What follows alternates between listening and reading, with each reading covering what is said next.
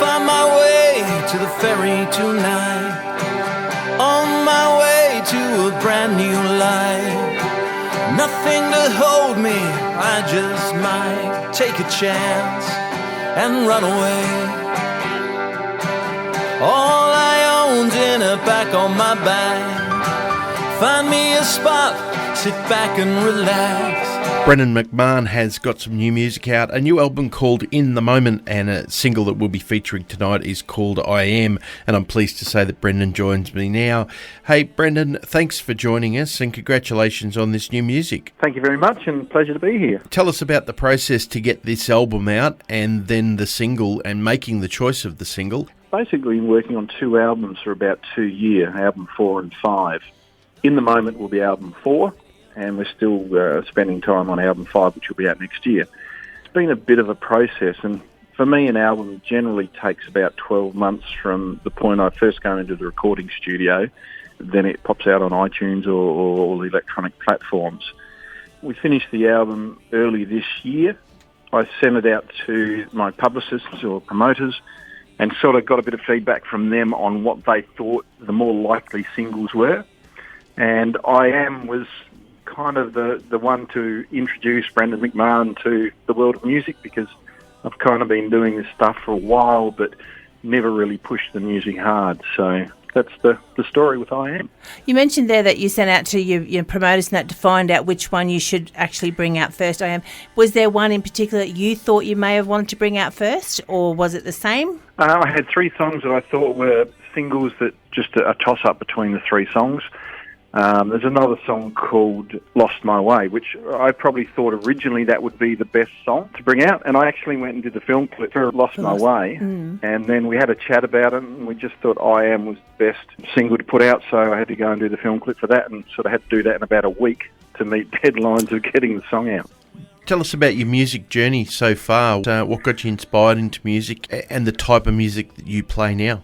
Well, decades of playing and not so much writing. So I played in many cover bands over the years.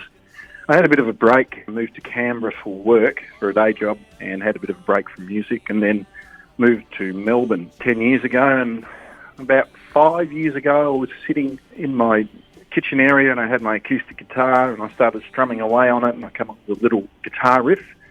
And about a half hour later, I'd written a song, and the song was called Morris.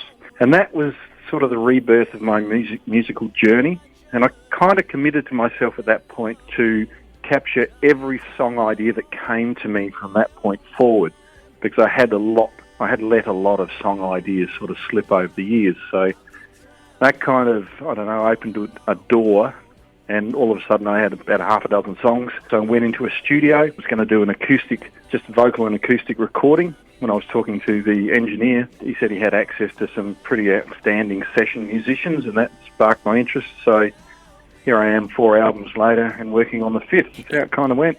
In saying all that, you're talking about like you've been writing so many songs over the years. Is there any songs that previous to your first album that you put out that you've sort of put aside and then it's come out in a later album? Yeah, actually, there's a song on the first solo album. I started recording under the moniker Satellite Gods because I was going to put a band together. So my first album was branded Satellite Gods. There's a song on there called Burning Ache, which was a song I recorded in 1998 with a band I was in. It was the first foray into recording.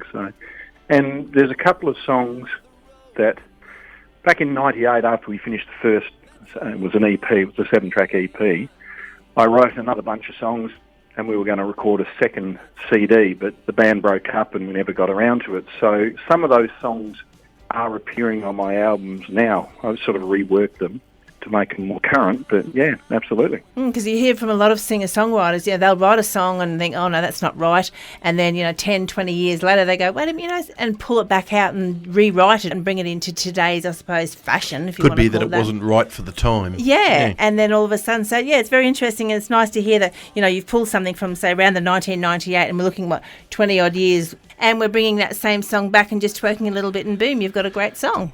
And it's nice to bring those, I guess I call them vintage songs, back to life, change them around about and tweak them and get them out there. Well, in about 3 minutes' time, people are going to hear I Am. They're going to fall in love with it. And they're going to say, how do I get onto the back tracks of all of these guys, the back catalogues?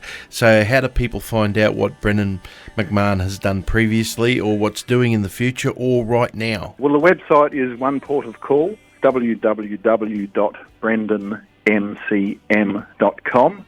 Everything can be grabbed from there. All of the albums are on electronic platforms like iTunes and Spotify and that kind of thing. So they're probably the best places to go if people are interested in having a listen. The single is called I Am. The album is In the Moment. This is Brendan McMahon. I'll keep traveling on a long road, find my freedom